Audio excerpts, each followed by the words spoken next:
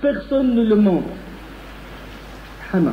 Le ham, c'est le samo étalon qui a engendré 10 portées et il devenait alors tabou. Personne ne doit le monter.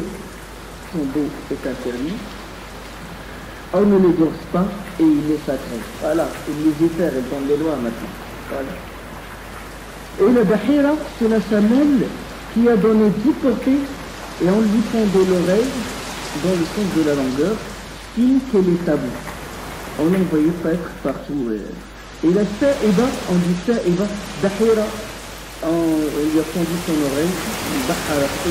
Et sa'iba, on dit sa'iba. Comment on dit en derrière sa'iba. C'est-à-dire, elle est laissée comme ça. La semelle conduit au Dieu. Si le veut terminer cette blessée, il prend un jeu, il dit voilà, si ce jeu est cette blessée, je lâche cette semelle, on ne dort pas, il est libre, il se passe là où il veut. Et là aussi, là, c'est la brebis qui a donné 10 petits en 5 portées doubles, des jumeaux. Donc c'était des coutumes païennes.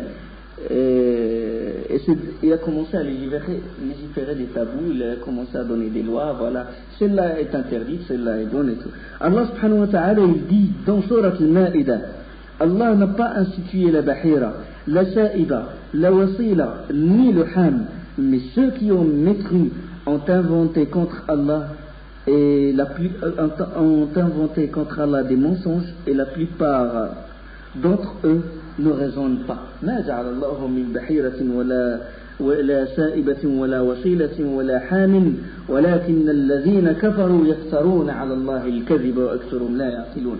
سبحان الله.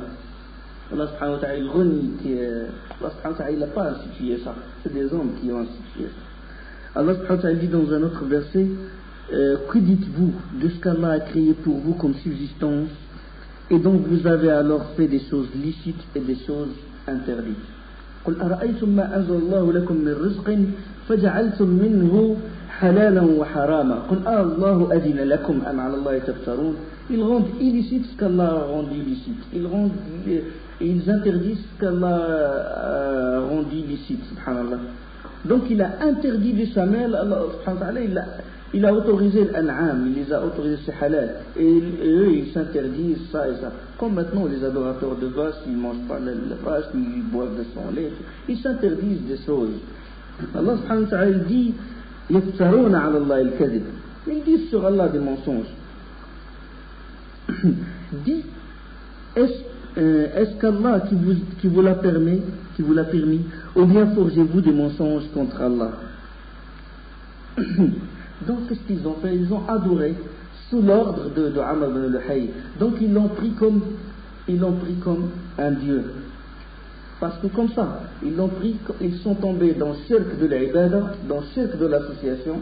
Ils ont égalé les statuts avec Allah dans l'invocation, et ils sont tombés dans le cercle de l'obéissance. Ils ont obéi quelqu'un qui leur a légiféré des lois qui contredisent les prescriptions de l'islam, à savoir le wasila, le ham et tout, interdit ce qu'Allah a rendu licite. Et là, Amr ibn Luhay, c'est comme s'il a rivalisé avec Allah subhanahu wa ta'ala dans la législation. Allah subhanahu wa ta'ala dit فَلَا تَتَّخِذُوا لِلَّهِ أَنْدَادًا وَأَنْتُمْ تَعْلَمُونَ. Ne prenez pas des rivaux avec Allah subhanahu wa ta'ala. Ne prenez pas des égaux avec Allah subhanahu wa ta'ala. Allah subhanahu wa ta'ala dit أَمْ لَهُمْ شُرَكَاء شَرَعُوا لَهُم مِّنَ الدِّينِ مَا لَمْ يَأْذَنْ بِهِ اللَّهُ. Ou bien aurait-il des associés qui auraient établi pour eux des lois religieuses qu'Allah n'a pas permises? Donc, du moment qu'ils l'ont suivi dans l'égarement, ils l'ont suivi dans la désobéissance d'Allah, c'est comme les Arabes, ils l'ont égaré avec Allah subhanahu wa ta'ala, et ils l'ont adoré, et ils l'ont pris comme Seigneur. Comme Allah subhanahu wa ta'ala dit sur Al-Kitab, اتخذوا أحبارهم ورهبانهم أربابا من دون الله والمسيح ابن مريم. Ils ont pris leurs rabbins et moines comme Seigneur, ainsi que le Messie, fils de Marie. Donc, et quand l'histoire de ça, quand le prophète est en train de lire ce verset, ils ont pris leurs moines et leurs rabbins comme Seigneur, ainsi que le Messie fils de Marie. Là, Adi ibn Hatim, il est rentré, il a entendu le prophète lire, réciter ces versets, puis il lui a dit, nous ne les adorons pas. Adi était un arabe qui faisait partie de la tribu de Taïf, et lui, il est devenu chrétien. Il dit, nous ne les adorons pas. Lui, il a cru que l'adoration, ça veut dire se prosterner devant le rabbin ou le moine. Il lui a dit, est-ce qu'ils vous rendent ici ce qu'Allah a interdit? Et vous les suivez, vous les obéissez? Il a dit oui. Il a dit, est-ce qu'ils vous interdisent ce qu'Allah a rendu licite et vous les obéissez? Il a dit oui. Il a dit, c'est ainsi que vous les adorez. Tilka ibadatukum iyyahum. Shirk. Bon, parmi les grandes statues qui se sont répandues après Hubal, Al-Bukhari il rapporte qu'Ibn Abbas a dit que les idoles qui étaient chez le peuple de Nuh ont été repris, ont refait surface chez les Arabes. Wad wa Suwa' wa Yaghouth wa Ya'ouq wa Nasr. Les gens vertueux dont a parlé Ibn Abbas et tout. De toute façon, c'est écrit, on a fait ça. Ceux qui s'intéressent, qui lisent le Shirk dans la demande, c'est ça dans Risala qu'on a écrit, où j'ai détaillé ça. De toute façon, comment ils ont repris surface chez les Arabes, ces idoles-là, du peuple de Nuh? Bon, il y avait plusieurs versions. Il y a soit ils étaient au bord de la mer et que Amr ibn Luhay les a ramenés et tout, mais de toute façon, soit c'est les mêmes noms qui étaient repris ou les statues elles-mêmes. Mais, ou les statues elles-mêmes, Woud wa Suwa', parce que dans Surat Nuh, il dit وَقَالُوا لَا تَذَرُنَّ آلِهَتَكُمْ وَلَا تَذَرُنَّ وَدًّا وَلَا سُوَاعًا وَلَا يَغُوثَ وَيَعُوقَ وَنَسْرًا. Ne délaissez pas vos divinités et ne délaissez pas Woud wa Suwa', Yaghouth, Ya'ouq wa Nasr. C'était des noms de gens vertueux, et bon, ils étaient repris, et leur statue, la statue de Woud, elle a été adorée par une tribu qui s'appelle Kalb, Adawmat al-Jundul. Dawmat al-Jandul. C'est une ville de Sham qui est proche de l'Irak. Suwa' il a été adoré par Hudayl, une autre tribu proche de la Mecque, à côté du littoral. Yaghouth, il a été adoré par Murad, puis par Bani Ratif. C'était des Yéménites du côté de la Mecque. Ya'ouq, il a été adoré par Hamdan au Yémen. Et Nasr, adoré par les Himyarites du Yémen. Hubal, c'est Quraysh. Daws, c'est Dhul Qassayn. Allat, il a été adoré. Daws, il a adoré Dhul Qassayn. Allat, il a été adoré par la tribu de Taqif. Al-Uzza, bon, c'était des statues qui ont, on va en parler après, qui ont été bons. Par exemple, Allat, il a été détruite par Al-Mughira ibn Shu'ba radiyallahu anhu. Ça, c'est après la vie de l'islam. Al-Uzza, c'est le temple de la région de la Mecque. Et Manat, il était sur la côte de la mer Rouge. Et bon, il a été démoli par Ali radiyallahu anhu, Ali ibn Abi Talib. Ça, bon, il y avait plusieurs statues, c'était pas seulement Lat ou Manat et tout. Mais les plus étranges parmi les statues, c'est Isaf wa Na'ilah. C'est ce qu'on appelle Isaf wa Na'ilah. Isaf, c'est quoi? Isaf, c'est un homme du Yémen. Et Na'ilah, c'est une femme du Yémen. Alors, bon, ils s'aimaient beaucoup. Isaf, il a demandé Na'ilah au mariage. Le père de Na'ilah, il a refusé. Et ils se sont fixés un rendez-vous à la Mecque au cours du pèlerinage. Là, puisqu'ils s'aimaient tellement, ils se sont dit, bon, on va se voir, on se fixe un rendez-vous à la Mecque, parce que bon, les Yéménites, pendant la période de l'Hajj, ils vont au pèlerinage.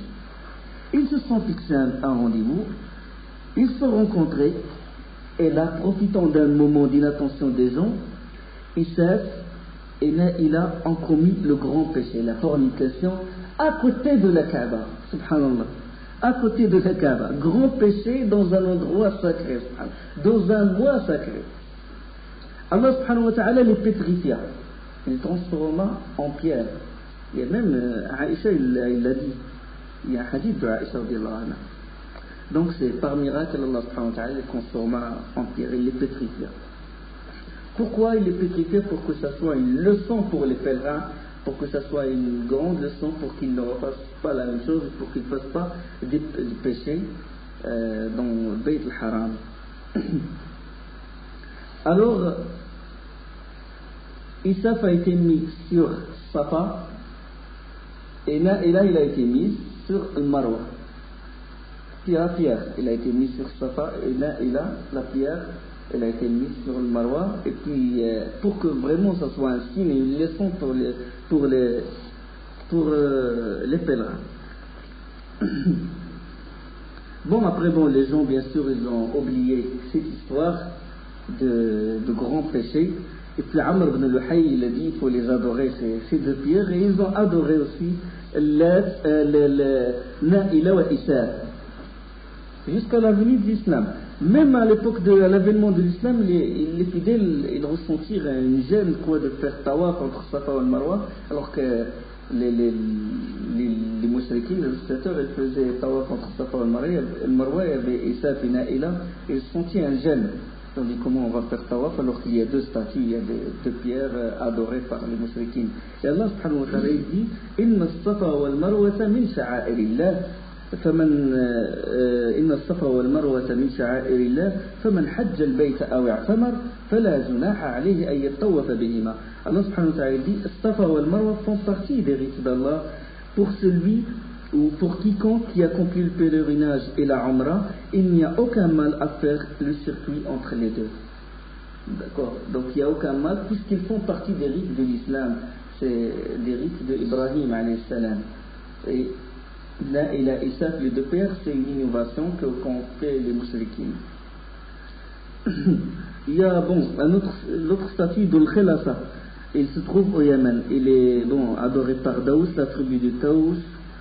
Le professeur sallam, il a dépêché Jarir ibn Abdullah al-Bajali qui l'a détruit après.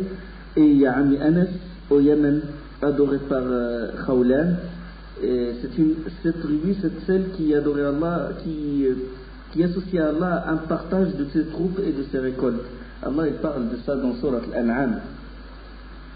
Et ils assignent, Allah il dit d'eux, et ils assignent à Allah une part de ce qu'il a lui-même créé en fait de récoltes et de bestiaux, et ils disent ceci est à Allah selon leurs prétentions et ceci à nos divinités. Mais ce qui est pour leur divinité ne parvient pas à Allah, tandis que ceux qui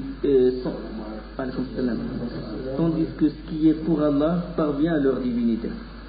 Donc, c'est des gens qui mettent une part pour Allah dans leur récolte. Ils rapprochent une part. Ça, c'est parmi les traditions. Ils rapprochent des choses à Allah subhanahu wa ta'ala. Et il y a aussi, parmi les mauvaises traditions, parmi leurs shirk, ils consultent le sort avec l'azlam. Allah subhanahu wa ta'ala, il les a interdit, l'islam quand il est venu, il a interdit l'azlam.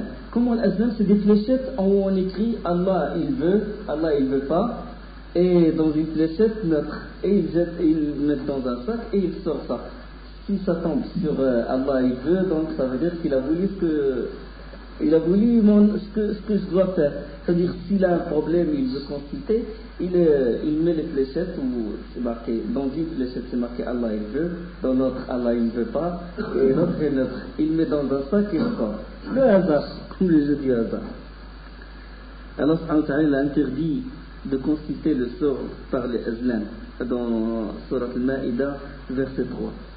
Il y avait parmi les mauvaises traditions, ils enterraient les filles vivantes. وَأَدَ الْبَنَاتِ وَإِذَا الْمَوْءُودَةُ قُتِلَتْ وَإِذَا الْمَوْءُودَةُ سُئِلَتْ بِأَيِّ ذَنبٍ قُتِلَتْ. Et qu'on demandera à la fillette enterrée vivante pour quel péché elle a été tuée. Parce que c'était des hommes d'honneur et tout, il ne voulait pas avoir des filles, il veut que des garçons soient autour de lui pour montrer les Arabes à l'époque.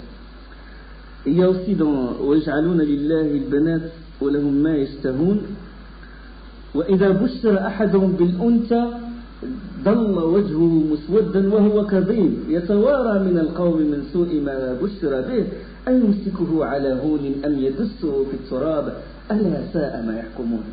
Allah subhanahu wa ta'ala dit et ils assignent à Allah des filles gloire et pureté à lui et à eux-mêmes cependant qu'ils désirent, et lorsqu'on annonce à l'un d'eux une fille, son visage s'assombrit et une rage profonde l'envahit. Il se cache des gens, doit-il se cacher des gens ou doit-il la garder malgré la honte أيمسكه على هون أم يدسه في التراب ألا ساء ما يحكمون. Ils enterraient les filles vivantes comme ça pour savoir la valeur de l'islam. Comment il a sorti les gens des ténèbres à la lumière. Regardez les mauvaises habitudes qu'ils avaient. Adorer des statues. Il a même évoqué une histoire qu'un compagnon, il n'a pas trouvé, parce que bon, quand ils font le voyage, ils doivent prendre une partie des pierres de la Mecque, et puis après, durant leur voyage, ils l'adorent, ils font le tour des pierres et tout. Bon, il n'a pas trouvé. Qu'est-ce qu'il a fait? Il avait des dates de la Mecque. Il a constitué une statue avec les dates de la Mecque. Et il adorait la statue. Et après, bon, il a commencé à avoir faim. Ah, problème. Il a mangé son Dieu. L'ignorance qui était à l'époque, subhanallah. L'ignorance, le jahiliya. Comment le prophète sallallahu alayhi wa sallam les a sauvés? Et ils sont devenus des vrais hommes après. أيمسكه على هون أم يدسه في التراب ألا ساء ما يحكمون.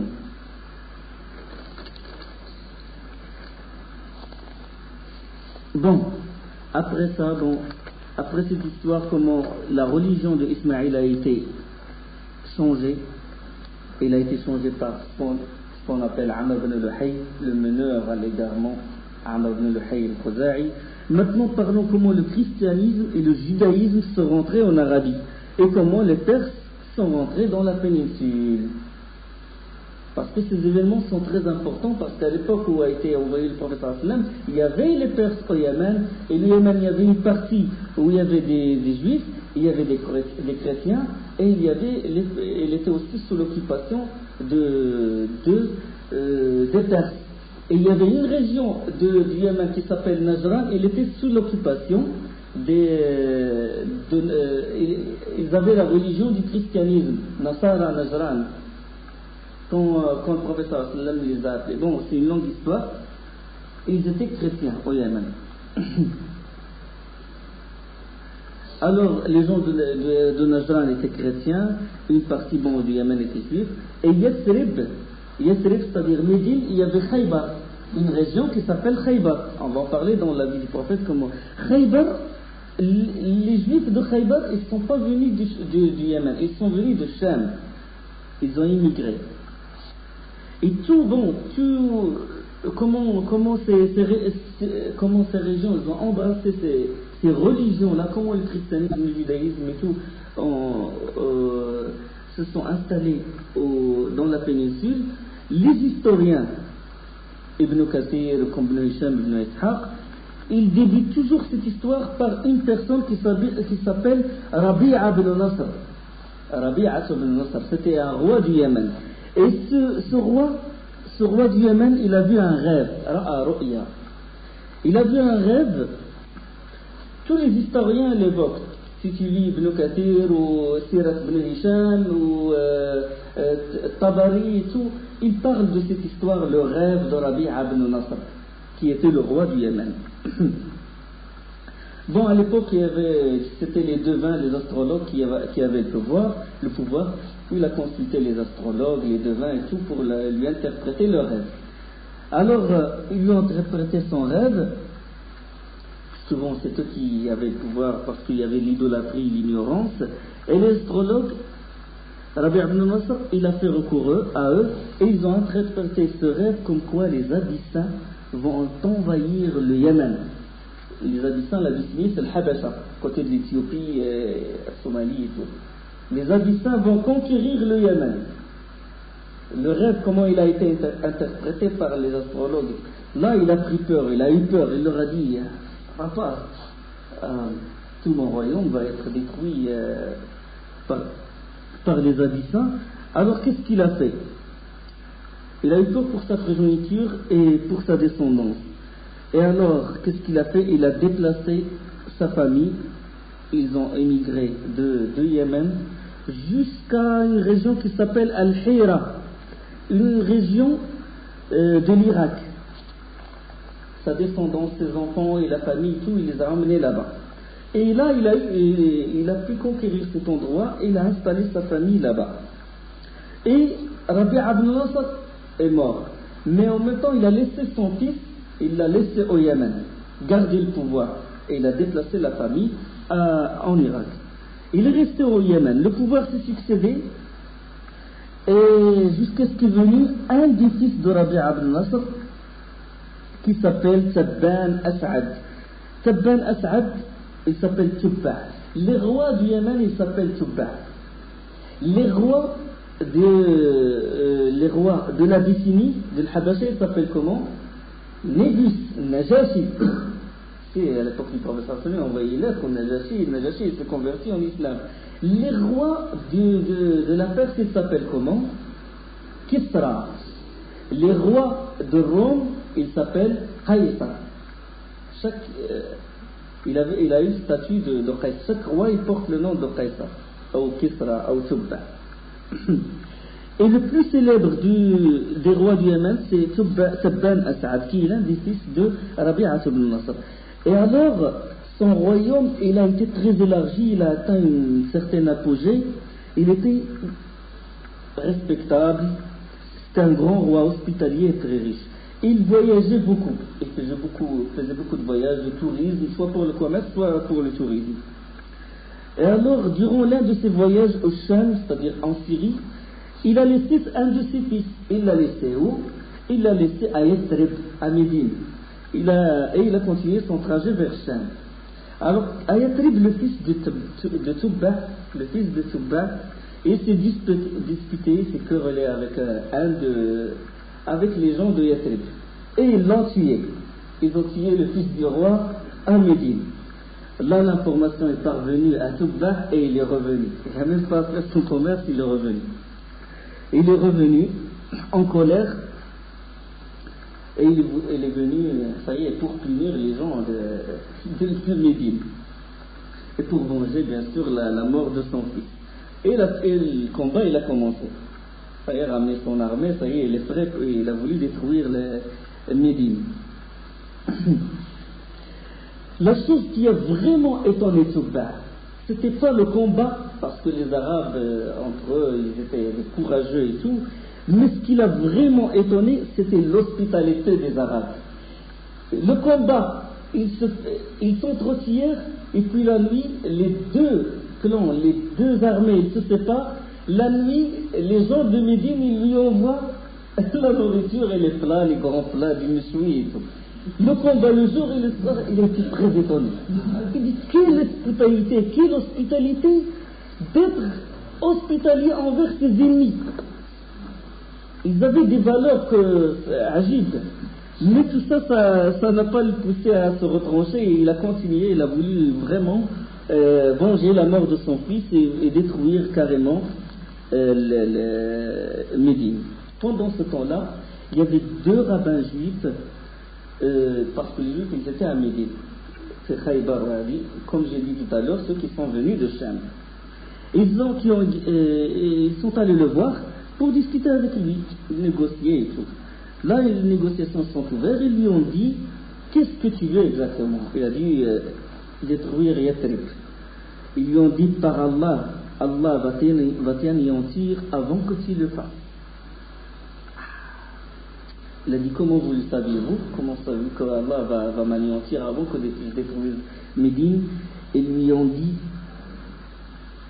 c'est une ville et c'est un lieu d'asile d'un prophète. Innaha mahjaru nabi. Il a dit, comment le saviez-vous? Il a dit, dans la Torah, fi Tawrat mawjouda. Fi Tawrat, dans la Torah est mentionné le prophète sallallahu alayhi wa sallam qu'il va émigrer à Médine.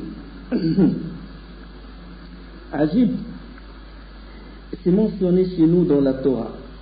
Les Juifs, ils avaient beaucoup de signes de la venue du prophète, beaucoup de signes sur la sira du prophète, et des compagnons aussi. Il y avait des compagnons, des signes de compagnons du prophète dans leur Torah.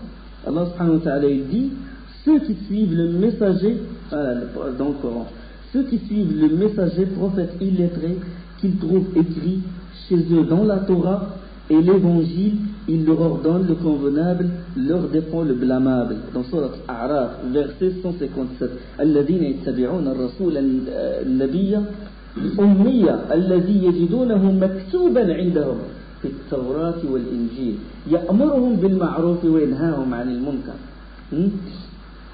إذا فهو موجود. Il y avait beaucoup de signes. Il y a même un verset qui dit, regarde comment les Juifs, ils connaissaient le prophète sallallahu alayhi wa sallam, ils savaient qu'il va être envoyé aux Arabes et tout.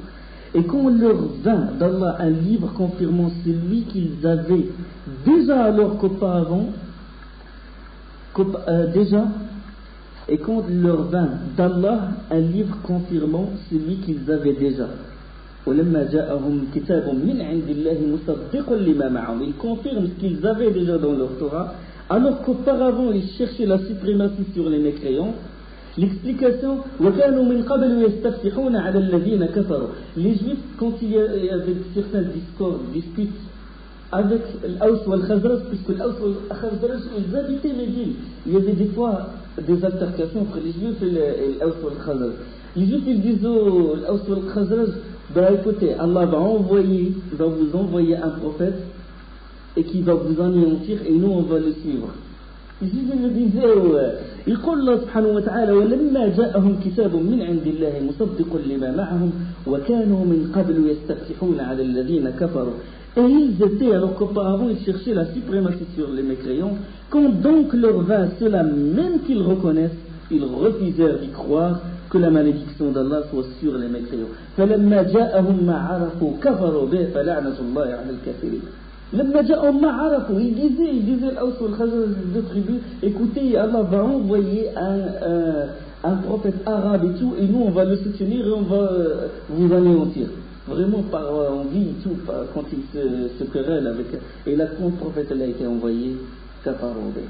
Subhanallah. يعرفونه كما يعرفون أبناءهم. Ils le connaissent comme ils connaissent leurs propres enfants. Des signes qu'Allah a donné à Bani Israël, mais ils se sont détournés. Là, quand ils ont dit, c'est écrit dans la Torah, il a dit, qu'est-ce que ça veut dire la Torah? Il était étonné, et là, ils commencèrent à lui expliquer ce qu'il y a dans la Torah. Il commençait à lui expliquer ce qu'il y a dans le Torah, le judaïsme et tout. Là, ça a rentré dans son cœur et il est rentré dans le judaïsme. Tabban As'ad. Il est venu détruire Médine, les Juifs sont venus, ils ont lu la Torah devant lui, et là il a été touché par ce qu'il y a dans la Torah et tout, et puis il est rentré dans le judaïsme, il est rentré dans la religion. Et le combat a cessé, il sait que s'il détruit, il sait qu'il risque l'anéantissement total si jamais il touche à Médine. Tubba, il a quitté Médine, et puis dans le trajet au Yémen, il est allé à la Mecque aussi. Bon, quand il a quitté Médine vers la Mecque, Hudayl, c'est une tribu qui haïssait les gens de la Mecque. Et il a haïssé aussi les gens du Yémen. يكرهون أهل اليمن ويكرهون أهل مكة. Alors là, ils ont profité de l'occasion de la venue de Tabban As'ad et ils lui ont dit, ils ont voulu déclencher la discorde et le combat, créer le feu. Le combat entre Tubba et les gens de la Mecque. Comme ça, ils se débarrasseront de leurs ennemis. Ils veulent se débarrasser des gens de la Mecque et de Tubba, de Tabban As'ad. Alors, durant son trajet vers la Mecque, Hudayl a envoyé 2 coureurs, des messagers, vers Tubba et ils lui ont dit, ça t'intéresse l'or, les perles, le diamant et les trésors? Il a répondu oui. Ils ont voulu le flatter. Est-ce que tu t'es intéressé? T'es intéressé par l'or, par des trésors, par du diamant? Il a dit oui, bien sûr. Il a dit, dans cette ville, la Mecque, il y a une maison sacrée. Dans la maison, il y a des trésors, il y a de l'or, du diamant et tout. Et c'est vrai finalement. C'est vrai parce que les Arabes, ils vénéraient tellement le Kaaba qu'ils enterrent leurs argent, leurs trésors dedans. Et il y a même, ça c'est presque certain, qu'il y a 2 gazelles en or. Ghazalan min zahab, enterrées dans la Kaaba. À l'époque. Donc Tubba a désiré ce trésor, il a été flatté et tout, et il commence à préparer son armée pour envahir la Mecque et détruire la Kaaba et déterrer les trésors qui sont dedans. Les deux rabbins étaient avec Subba pour apprendre bien sûr aux gens du Yémen du judaïsme. Ils ont senti quelque chose, ils ont ressenti qu'il y a un mouvement et tout bizarre, et ils sont allés voir Subba. Ils lui demandèrent ce qu'il a l'intention de faire. Il a dit, moi il y a des trésors ici et ça m'intéresse moi. Il a répondu, bon, qu'il va envahir et prendre les trésors. Ils lui ont dit, par Allah, les gens de Hudayl ne te veulent que du mal. Wallahi inna ahla Hudayl ma aradu minka illa sharra. Il a dit comment? Il a dit on ne connaît de maison d'Allah sur cette terre que celle de cette ville. Ma alimna baytan lillah illa hadha al-bayt. Bayt Allah subhanahu wa ta'ala. C'est la maison la plus noble et la plus vénérée de cette terre. Inna awwala baytin wudi'a lin-nas alladhi bi Makkah mubarakan wa hudan lin-nas. La première maison d'Allah subhanahu wa ta'ala. Allah il s'est attribué cette maison. Alors ils lui ont dit, si tu veux la démolir, Allah il va te punir, il va t'anéantir avant que tu le fasses. Bon, ils étaient étonnés, puis il dit, que me conseillez-vous? Ils lui ont dit, vénère là et tourne autour, faites tawaf autour. Il a dit, pourquoi vous pouvez pas pourquoi vous le faites pas? Ils ont dit, nous voulons bien le faire, sauf que ces gens-là, ces habitants, ils ont mis des statues. Et nous, on est des savants, on n'a pas le droit de le faire. C'est-à-dire, il gardait l'unicité de l'islam de Moussa alayhi salam. Le tawhid qui est dans la Torah, il y avait des traces d'unicité. Donc il gardait ça, il dit, nous on ne fait tawaf que pour Allah subhanahu wa ta'ala. Mais eux, ils ont mis les statues, nous on s'éloigne. Là, nous c'est. C'est-à-dire, il gardait certaines choses de tawhid quand même, de tawhid Allah subhanahu wa ta'ala. Ils ont dit justement, on voudrait bien le faire, les habitants de la Mecque n'avaient pas... Si les habitants de la Mecque n'avaient pas mis de statue autour. Et nous sommes des savants, ce qui nous est pas convenable. Donc effectivement, Subba a fait tawaf. Et en même temps, il a passé la nuit à la Mecque. Là, quand il a passé la nuit à la Mecque, il a vu qu'il couvrait le Kaaba. يكسو الكعبة رأى في المنام أي أنه يكسو الكعبة. Il a vu dans le rêve qu'il doit couvrir. Le Kaaba n'était pas couvert, savon. N'était pas couvert. Il était nu, bâtisse comme ça, avec la pierre. Qu'il habillait le Kaaba. Il a vu dans le rêve. Il a donné l'ordre de vêtir le Kaaba avec un tissu de laine, le sort. Il l'a couvert. La deuxième nuit, il a vu un rêve qu'il doit la vêtir avec un tissu plus précieux que la laine. Il s'est réveillé, il a donné l'ordre qu'on lui passe un autre vêtement pour le Kaaba. C'était un vêtement bien précis, un vêtement yéménite. Le vêtement, c'est un vêtement, on l'appelle en arabe le mala'il. C'est un vêtement qui est fin et précieux et tissu spécialement yéménite. Et il a couvert le Kaaba. Bon, après les Arabes, ils ont pris cette tradition et tout, et ils ont mis, à chaque année, ils mettent kiswa, ce qu'on appelle kiswa. Mais avant, ils mettaient kiswa au-dessus de l'autre. À chaque pèlerinage, ils font une kiswa, un vêtement nouveau. Les années sont passées, jusqu'à ce que le Kaaba, ils ont senti que le Kaaba va se démolir à cause du poids des vêtements. Et là, à l'époque de Abdul Muttalib, le grand-père du prophète, qu'ils ont enlevé les vêtements kiswa, ils ont mis une nouvelle, et là, chaque année, ils enlèvent et ils mettent une nouvelle. D'accord?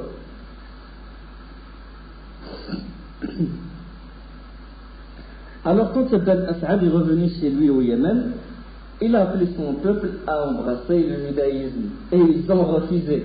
Parce que bon, ils adoraient des idoles, ils adoraient à l'époque des idoles, et ils adoraient le feu, ils vénéraient le feu, il y avait beaucoup de croyances païennes.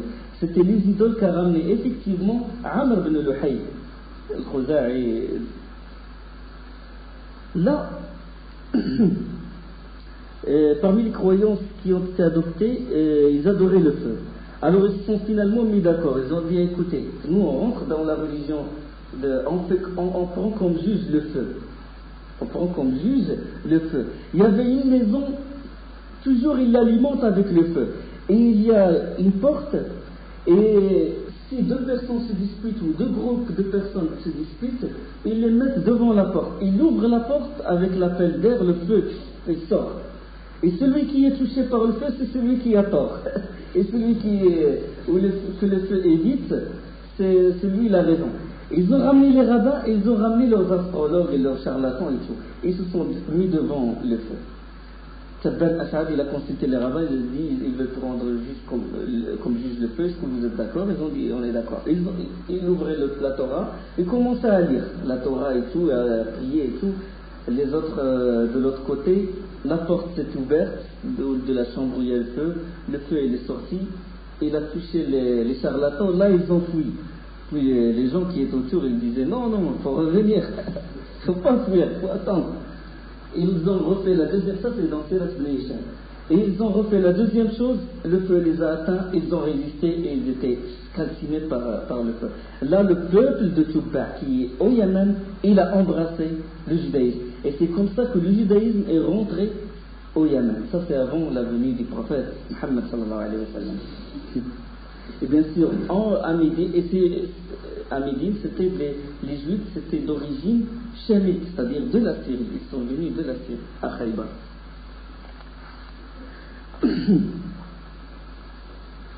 Là, ils commencèrent à enseigner aux gens le judaïsme, au peuple et tout.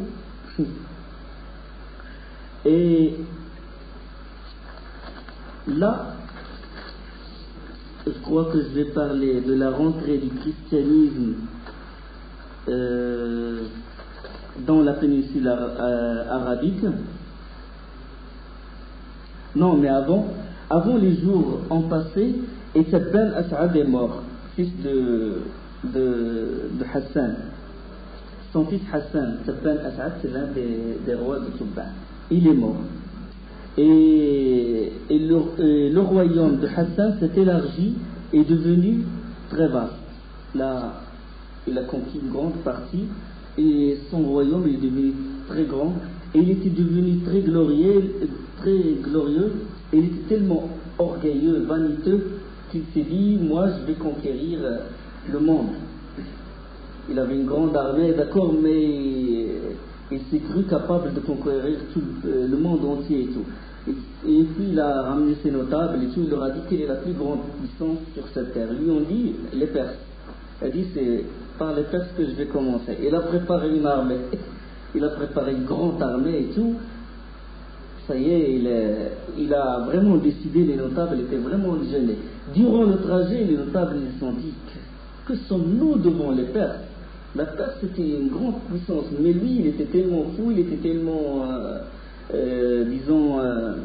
excité par son royaume, il s'est cru qu'il est le plus grand et tout, il n'a pas mesuré, il ne connaît pas vraiment le rapport de force entre lui et les Perses. Les notables, ils ont dit, ça y est, lui, il nous mène vers vraiment l'anéantissement total. Et ils se sont réunis, qu'est-ce qu'il peut faire, et là, ils ont appelé à Amr, le frère de Hassan. Ils l'ont appelé, et ils sont réunis avec lui, ils ont dit, regarde, ton frère, il nous veut du mal, il veut nous anéantir, il veut conquérir la Perse alors qu'il est incapable. Qui sommes-nous pour conquérir les Perses? Alors là, Hassan, il était très méfiant au point que personne ne rentrait chez lui, sauf s'il est fouillé par les gardiens. Tous les notables, personne ne rentre, sauf Amr. Amr, son frère, le seul qui rentre sans autorisation et sans être fouillé. Alors là, les notables, ils ont parlé à Amr, ils lui ont dit, écoute, tu rentres, tu tues ton frère, tu nous débarrasses de ton frère et on te donne le royaume après. Alors il a été flatté par ça. Quand il a dit le royaume, il sera au pouvoir, c'est le pouvoir, il aveugle les gens. Il peut vendre ses proches pour le pouvoir. Il a accepté. Il a accepté sauf un qui s'appelle Dhuru'ayn. Dhuru'ayn, il fait partie des notables. Tous étaient unanimes sur le complot, c'est-à-dire de tuer Hassan.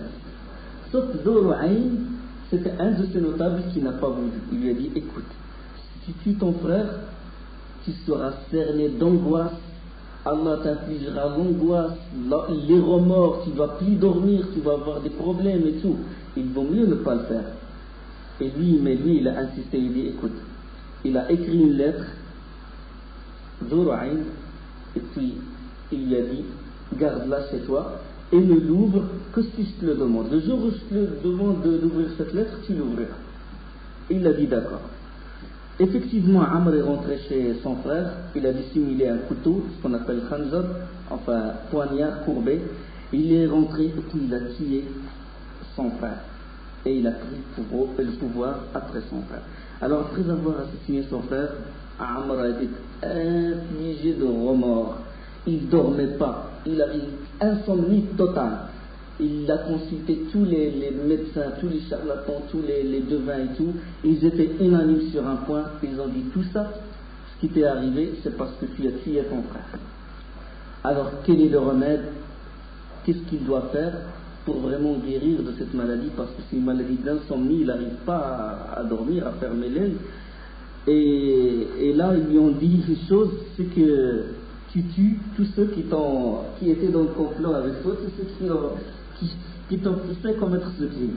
En effet, il a tué tous ceux qui étaient dans ce complot, et le tour de Doro'ain est venu, le notable qu'il a déconseillé de... Son tour est venu, et ce dernier lui a dit, attends, j'ai laissé comme défaut chez toi une lettre. Et je t'ai dit de ne pas l'ouvrir, que je te le demande maintenant, je te le demande, tu l'ouvres. Il a ouvert la lettre et il a trouvé 2 vers de poèmes. Dans les vers, je vais le dire en arabe, ألا من يشتري سهرا بنومي سعيد من يبيت قرير عيني فأما حمير غدرت وخانت فمعذرة الإله لذير عيني. Il a dit, qui est celui qui vend son sommeil et achète l'insomnie? Parce que lui, qu'est-ce qu'il a fait? Il a vendu le sommeil, heureux celui qui dort tranquillement. Même si tu payes, même si tu donnes tout ton empire pour acheter le sommeil, tu ne vas pas le trouver. Mais heureux celui qui dort tranquillement. Alors que Himyar, c'est-à-dire les habitants du Yémen, ont rusé et trahi. Ont rusé et trahi, parlant des notables qui l'ont. Le pardon d'Allah a couvert Doro'ain. C'est ça la traduction des vers. Parce que lui, déjà, il a dit que là, tu vas toucher de son mission. Et là, il dit le pardon d'Allah, il a couvert Doro'ain. Parce que moi, je ne sais rien. Et c'était bon. Ces vers-là, il était à l'origine de. Grâce à ces vers, il a eu la vie. Après la mort de Amr, les enfants de Rabi' ibn Nasr occupaient le trône. Le trône au Yémen. Et le royaume s'était divisé en plusieurs parties. Bon. Après la mort de Amr, le royaume